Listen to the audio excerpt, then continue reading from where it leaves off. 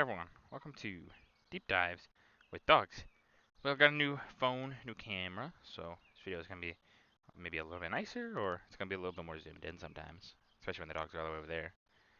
But now let's get into the topic of today. Well, today we're talking about Dunkirk. It starts May 25th, 1940. For those who are unaware what Dunkirk is, Dunkirk is an evacuation.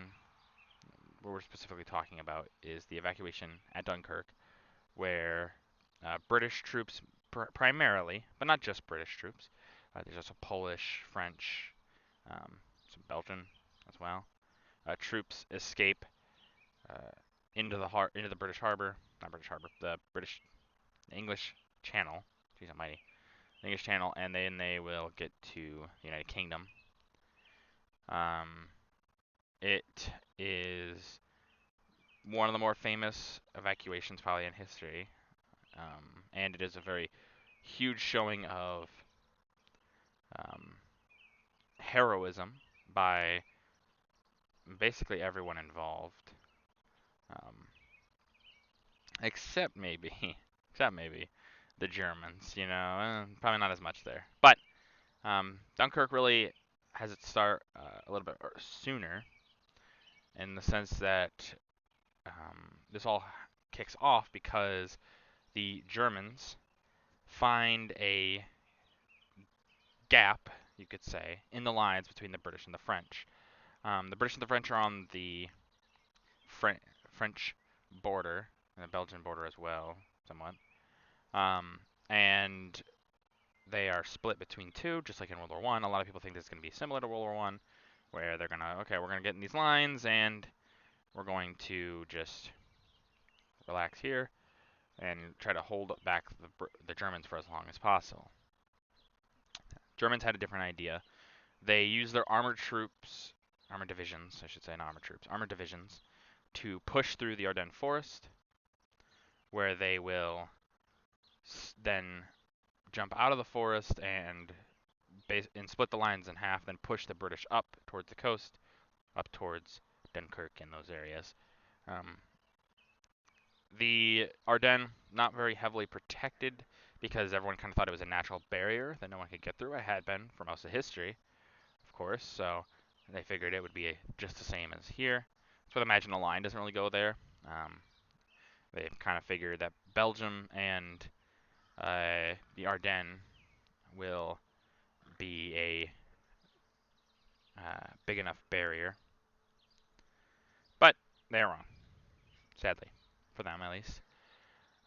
So the British get pushed back with obviously some French troops. The French get trapped on their own sort of debacle, where they will collapse as well. But as they're getting pushed back, they get up to, okay, we got to escape.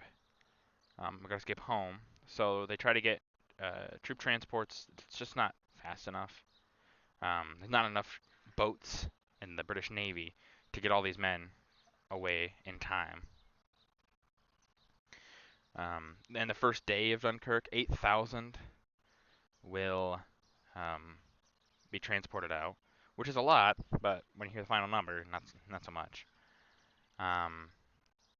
And the British government makes a call to all sailors on the island, the British Isle, to get to try to save these troops. Anyone that has a boat, please try to go save the troops. And a lot of individuals, even small shipping boats or small fishing boats, you have basically like people's fancy personal ships, things like that. People will send ship after ship to go save these men, to go save their boys.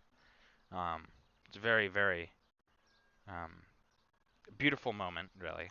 And I'm sure many of the British soldiers and soldiers of other nations felt very thankful that these individuals risk their lives. I mean, realistically, like, they didn't have to, but they did. They chose to, but they chose to risk their lives to save these troops.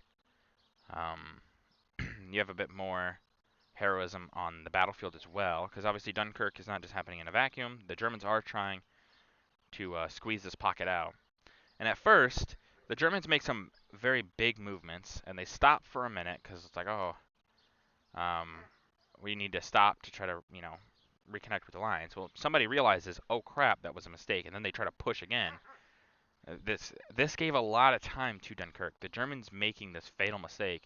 One of the reasons these soldiers are able to escape Dunkirk because they realize, oh, you know, crap, we messed up. We got to get these troops, but it gave precious time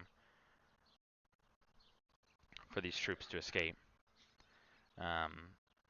But on the battlefield, there are these delaying actions to try to hold Dunkirk as long as possible.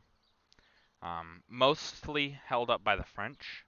There are some other nations' troops that are there too. The British themselves also have some soldiers that do as well. But a lot of the French, this is their home. They're going to defend it so these people can, go away and try to live to fight another day.